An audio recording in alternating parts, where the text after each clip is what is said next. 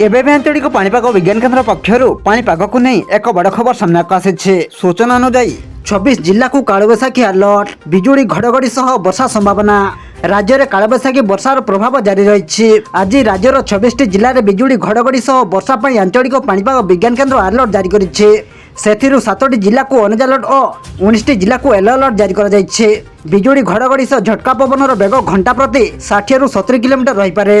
तेबे आसंतु आज पाणीपाग विस्तृत खबर उपर नजर पकाइबा, किंतु ता पूर्व भिडियो को गोटे लाइक करंतु एवं भिडियोटी को आपण मानक सांगसाथी मानक बहु मात्रा रे शेयर करंतु। जदि आम चैनल रे आपण प्रथम थर भिडियो देखुछंती ताहले एबे ही चैनल को सब्सक्राइब करी पाखरे थिबा बेल आइकन को प्रेस करी ऑल नोटिफिकेशन को ऑन कर रखंतु, जहा द्वारा आगो को एमिति पाणीपाग संबंधी लेटेस्ट अपडेट आपण माने सर्वप्रथम आम चैनल माध्यम रे पाई परिबे।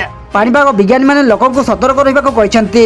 वज्रपात समय खोला जगह न रहिबा, गछ तळे आश्रय न नेबा और पाग खराब थिले सुरक्षित स्थान को जीवा पई परामर्श दिया जायछि। आसंता 9 तारिख में 20टी जिला को वर्षा पई येलो वार्निंग दिया जायछि। सेही परि 10 तारिख में 24टी जिला को वर्षा पई येलो वार्निंग जारी करा जायछि। 11 तारिख में सारा राज्य में कालबैशाखी वर्षा ने सतर्कता जारी करा जायछि। आंचलिक पाणीपाग विज्ञान केन्द्र निर्देशिका सूचना अनुसार आसंता 3 रु 4 दिन मध्य ओडिशार किछि अंचल में दक्षिण पश्चिम मौसुमी वायु प्रवेश करने को पाग अनुकूल रही। आपण मानक अनुरोध एथिप्रति सतर्क रुहंतु।